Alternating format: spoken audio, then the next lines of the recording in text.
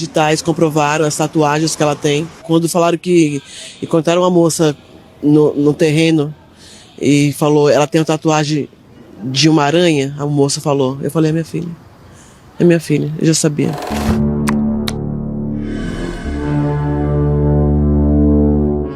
Olá pessoal, sejam bem-vindos de volta ao canal e hoje mais uma vez vamos abrir a caixa de Pandora e mergulhar neste caso que está tomando conta das principais manchetes do país. Eu estou falando do desaparecimento e também da trágica morte de Bruna Oliveira da Silva. Ela era uma jovem de 28 anos, estudante de mestrado da USP, mãe, feminista e também muito sonhadora. E este caso mostra mais uma vez como nós mulheres estamos sempre vulneráveis em uma grande metrópole como São Paulo. Bom, vamos reconstruir a linha do tempo dos acontecimentos para entender tudo o que de fato aconteceu com a Bruna. Mas antes eu preciso te dar essa dica. O método BioA do professor Jonas Bressan, o melhor curso de inglês da internet, está na promoção de Páscoa. O curso de R$ 697, no meu link você vai pagar apenas R$ 297 à vista ou 12 vezes de R$ 29,70. Este é o curso mais vendido da internet. Se você já tentou de tudo para dominar o inglês, mas sente que não consegue sair do lugar, você precisa conhecer o método BioA do professor Jonas Bressan. Acesse o link que será aqui no box de informações e também no primeiro comentário fixado. A promoção vai acabar, então já garanta esse valor excelente. Bom, então é isso. Também não se esqueçam de curtir, de se inscrever no meu canal, deixar 1, 2, 3 comentários. Também me siga na rede social que estará aqui na tela, lá nós temos um contato mais direto, eu também faço vídeos exclusivos para esta plataforma. E é isso, bora pro caso de hoje. Então, antes de entrarmos aqui na linha do tempo do dia dos fatos, é importante conhecermos quem era a Bruna, principalmente para tentar contar um pouco da história de quem não está mais aqui para contar. A Bruna era uma mulher cheia de vida, cheia de sonhos e de propósitos. Ela tinha apenas 28 anos, era mãe de um menino de 7 anos e uma estudante brilhante. Ela era formada em turismo pela Universidade de São Paulo, também conhecida como USP, e ela se formou em 2018. E ela também era historiadora e professora no Colégio Vital Brasil. Ela também era formada em História e concluiu a dissertação de mestrado no programa de História Social da Faculdade de Filosofia, Letras e Ciências Humanas da Universidade em 2020. E recentemente ela havia sido aprovada no mestrado em Mudança Social e Participação Política na Escola de Artes, Ciências e Humanidades também da USP, conhecida como USP Leste. A sua pesquisa investigava sobre a escravidão no Brasil a partir de 1860 e também sua cobertura na mídia. Bom, a Bruna também era conhecida pela sua paixão por viagens e ela chegou a trabalhar nessa área. E a sua mãe, a Simone da Silva, contou que a Bruna devorava livros, sonhava em conhecer a Europa, mas também, claro, se encantava com destinos mais próximos, como por exemplo o Espírito Santo, onde ela esteve em uma viagem. Ela era a mais velha de 3 irmãos, morava com o pai em Itaquera, na zona leste de São Paulo, e ela era uma mulher com uma personalidade marcante. O seu pai, chamado Florisvaldo Araújo de Oliveira, a descreveu como uma criança gigante, alguém que não via maldade nas pessoas, vivia ali no mundo da Alice, no País das Maravilhas, e ele fala que ela queria adotar todos os gatos e cachorros de rua que encontrava. Então, claramente, uma pessoa extremamente amorosa, carinhosa, de coração bom, que não via maldade nas pessoas. Ela também sempre foi uma menina muito estudiosa, e nós podemos ver isso pelo currículo que a Bruna tem. Ela sempre seguiu o conselho da sua mãe, que falava que quando você estuda, você não deixa ninguém te manipular. E a Bruna levou isso sempre muito a sério, tanto que ela tem diversas formações. O último ano da Bruna na graduação coincidiu também com a sua gravidez aos 21 anos. Ela pensou em pausar os seus estudos nessa época, mas a sua mãe insistiu para ela persistir nos seus estudos e com isso ela se formou. E o seu filho, Yuri, era recém-nascido quando ela terminou sua primeira graduação e hoje ele tem 7 anos. Segundo a mãe da Bruna, ela também deu aulas de inglês em colégios particulares e também dava palestras, inclusive fora de São Paulo. Ela morou também em várias casas e apartamentos, sempre ali na região de Itaquera, então era uma região que ela conhecia bem, mas há cerca de 5 anos ela passou a morar com o pai, em uma casa que ele havia acabado de comprar com as economias de uma vida inteira de FGTS. Eles são de uma família humilde, o pai dela é borracheiro e a Bruna parece que sempre lutou muito para garantir ali uma vida digna através dos estudos. Então nós vemos que a Bruna, além de ser uma menina extremamente estudada, também era uma menina muito independente. Já havia morado sozinha, gostava de fazer viagens, de viver a própria vida e ao mesmo tempo ela era muito próxima da sua família. Além disso, a Bruna era uma feminista convicta. Ela lutava contra a violência de gênero e, segundo a sua mãe, ao longo dos anos, a Bruna virou uma espécie de conselheira da própria mãe. Ela falava para a mãe não abaixar a cabeça para ninguém e para não deixar ninguém machucá-la. Então ela dava muitos conselhos para sua mãe. E a Bruna era, nas palavras da sua família, uma sonhadora, uma conselheira e também uma inspiração. Eu acho bem especial essa parte da história da Bruna, onde ela vira uma espécie de conselheira da sua própria mãe, a Simone, como se elas fossem de fato não apenas mãe e filha, mas duas amigas.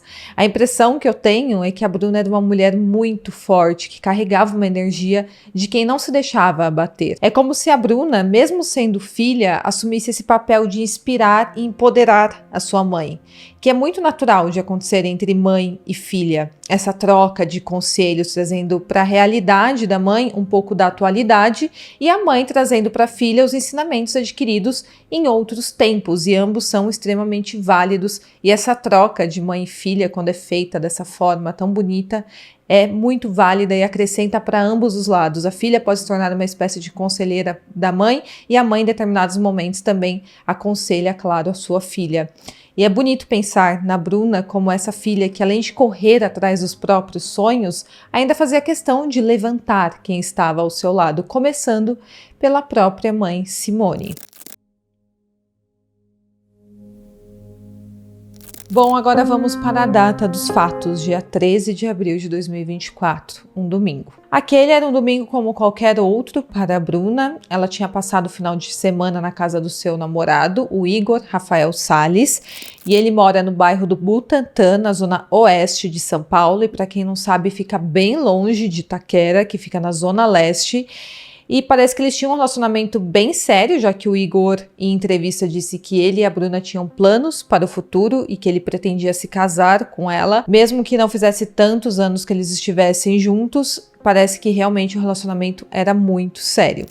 Bom, por volta das 9 horas da noite daquele domingo, a Bruna decidiu voltar para sua casa em Itaquera, na Zona Leste, onde morava com seu pai e também onde seu filho de 7 anos a estava aguardando, e ele estava sob os cuidados do avô, do Florisvaldo, naquele final de domingo, e o pai da Bruna estava aguardando a filha chegar para ele sair para o seu trabalho. A Bruna então pegou o metrô na linha vermelha e chegou à estação Corinthians Itaquera por volta das 10 horas da noite. Eu vi muita gente perguntando por que o namorado não teria dado uma carona para ela até Itaquera, do Butantã até Itaquera, e ele fala que ele tem uma moto, mas naquele dia havia chovido bastante, estava chovendo, e como é muito longe o Butantã de Itaquera, deve dar uns 50 minutos aí, dependendo até do trânsito. Ele preferiu que ela fosse de metrô, e ela também, porque assim ela não pegaria chuva. E chegando na estação, ela tinha planos de pegar um ônibus que a deixaria perto da sua casa. A distância entre a estação e a casa onde ela morava era curta, era cerca de 20 minutos a pé ou então uns 5 ou 10 minutos de carro. Porém, naquela noite, alguns contratempos mudaram o curso dos eventos. A Bruna ligou para sua mãe naquela noite, para Simone, informando que havia perdido o ônibus. Assim que ela chegou ali na estação, ela viu que o ônibus já havia saído e ela avisou que o seu celular estava com apenas 2% de bateria.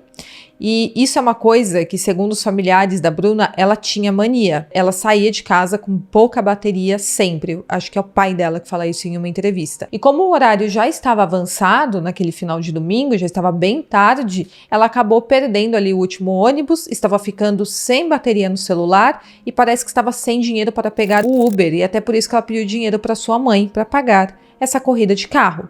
A mãe dela então fez uma transferência via Pix e simultaneamente ela também estava falando com o namorado no WhatsApp. Ela avisa que perdeu o ônibus e que estava sem dinheiro para o Uber, e aí ele também faz uma transferência para ela para que ela pegue um Uber até a sua casa. Antes de tentar chamar o Uber, a Bruna parou em uma banca de jornal ali no terminal de ônibus da estação para carregar um pouco seu celular, até para que ela conseguisse chamar o Uber. E as câmeras de segurança, a partir daí, mostram a Bruna saindo do terminal a pé. Ela atravessa a rua e caminha em direção à sua casa. Então, o que fica concluído aqui é que ela não chamou o Uber.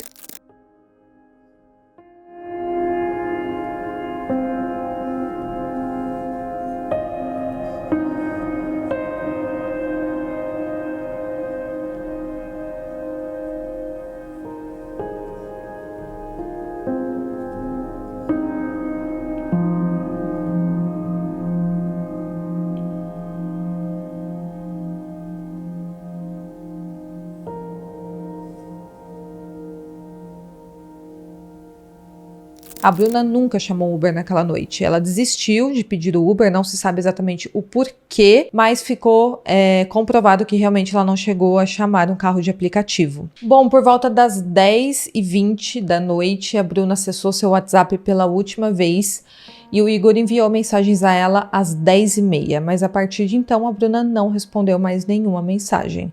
Esse valor transferido para a corrida de aplicativo não foi utilizado. E a polícia confirmou posteriormente que a Bruna realmente nunca solicitou o Uber. E algo muito ruim aconteceu entre o momento em que ela saiu do terminal de Itaquera e o trecho que ela caminhou a pé em direção à sua casa. Infelizmente, ela nunca chegou em casa. Naquela noite, Florisvaldo ficou aguardando a filha para poder ir trabalhar, mas acabou pegando no sono e ele acabou nem indo trabalhar naquela noite para ficar com o neto. E na manhã seguinte, ele percebeu que sua filha não havia chegado em casa. E a partir de então, a família tentou contato, mas o celular da Bruna já estava sem bateria ou desligado. Então, ninguém conseguia saber onde ela estava e a angústia começou a crescer desde então. Então, foi na manhã de segunda-feira que a família da Bruna percebeu que tinha algo de errado. Ela não havia chegado em casa, não atendia o celular, não havia dado notícias nem para os pais e nem para o namorado.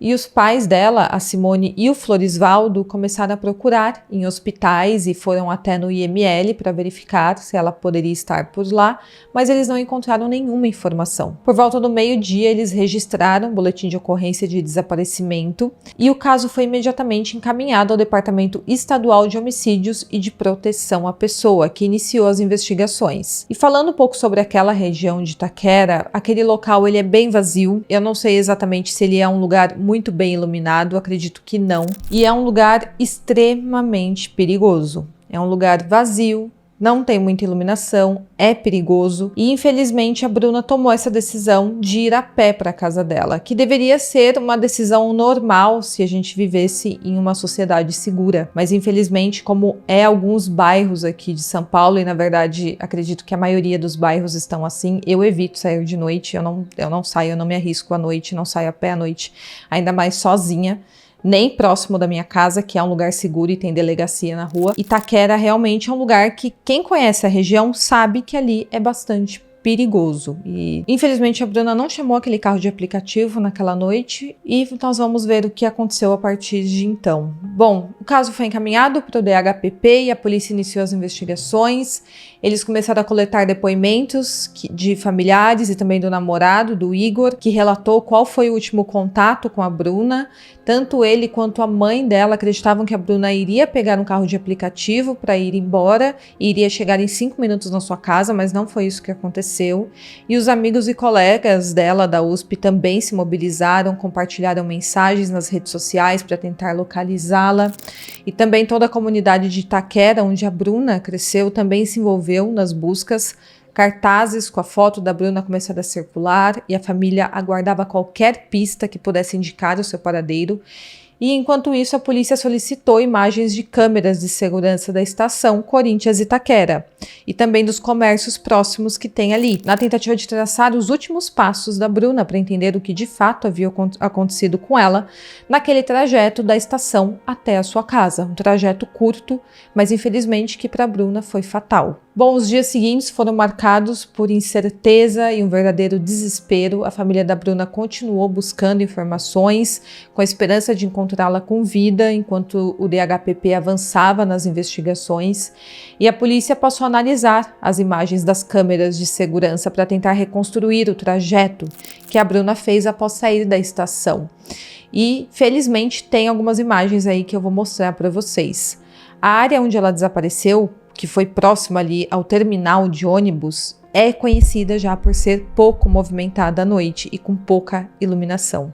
E tudo isso dificultou ainda mais a identificação de possíveis testemunhas, porque parece que estava muito vazio, ainda mais em um domingo à noite. Não tinha ninguém que havia visto a Bruna ali pela região. A Secretaria de Segurança Pública de São Paulo informou que as investigações estavam em andamento, mas ainda não havia pistas concretas sobre o que poderia ter acontecido com ela.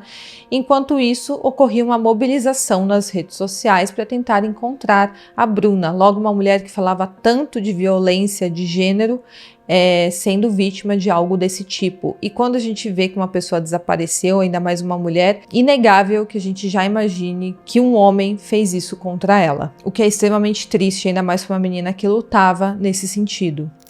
Na tarde de quinta-feira, uma denúncia anônima levou a polícia a um estacionamento particular na Avenida Miguel Inácio Cury, na região da Vila Carmozina, que fica a cerca de 2 quilômetros da estação Corinthians Itaquera e próximo ali ao estádio do Corinthians. E lá nos fundos do estacionamento foi encontrado o corpo de uma mulher.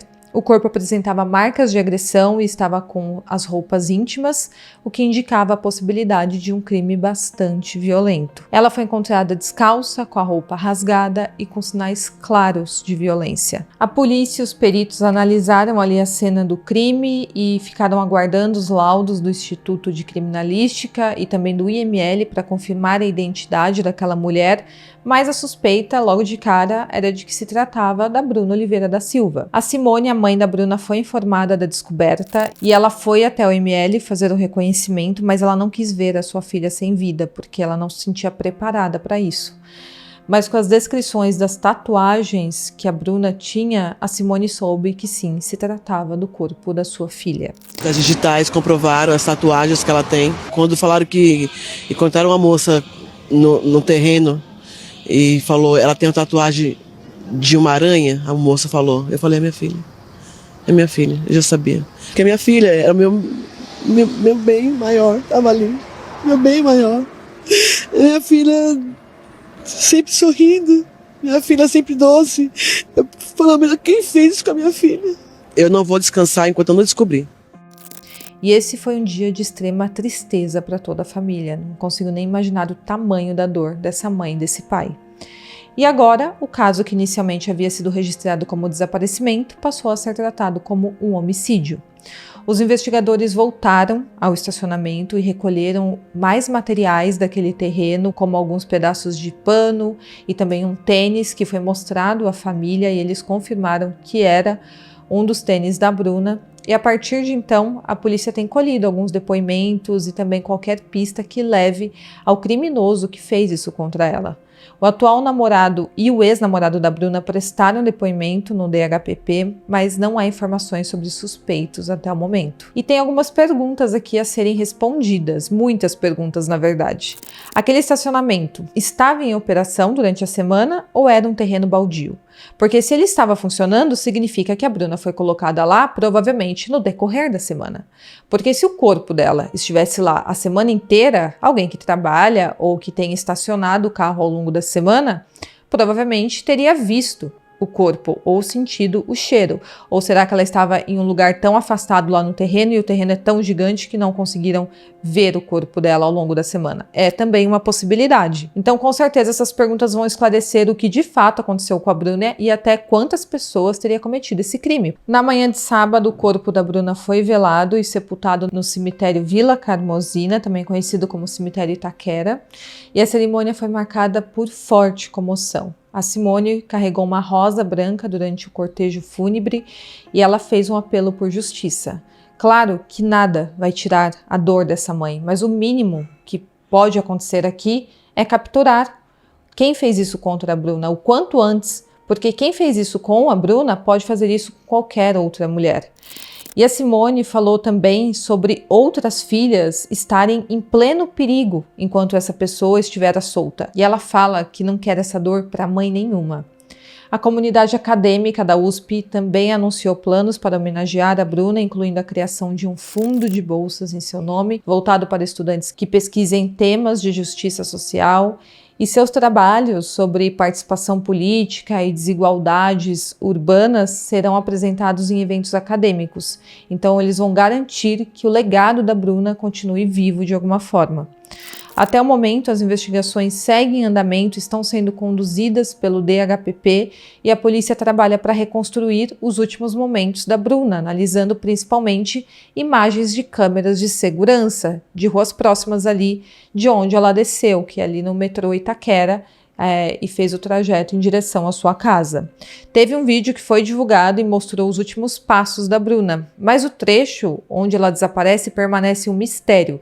Então, 3 câmeras foram analisadas. Uma onde aparece ela atravessando a rua ali do terminal de Itaquera, que é possível ver que ela está atravessando a rua em sentido à sua casa. Ela também aparece em outra câmera, um pouquinho mais para frente, e na terceira câmera, que ela teria que aparecer se ela tivesse continuado o seu trajeto, ela não aparece. Então os policiais sabem mais ou menos onde ela desapareceu, analisando essas 3 câmeras que ficam em sequência uma da outra. Conforme eu falei para vocês, essa área ali da Vila Carmozina, em Itaquera, onde o corpo da Bruna foi encontrado, é descrito como pouco movimentada à noite, com iluminação insuficiente, e tudo isso transforma aqui um cenário perfeito para um crime. A Secretaria de Segurança Pública informou que aguarda os laudos do IML para determinar a causa da morte e para esclarecer as circunstâncias do crime, se a Bruna foi abusada, se não, o que de fato aconteceu com ela. E exames também do Instituto de Criminalísticas estão sendo analisados para coletar evidências no local.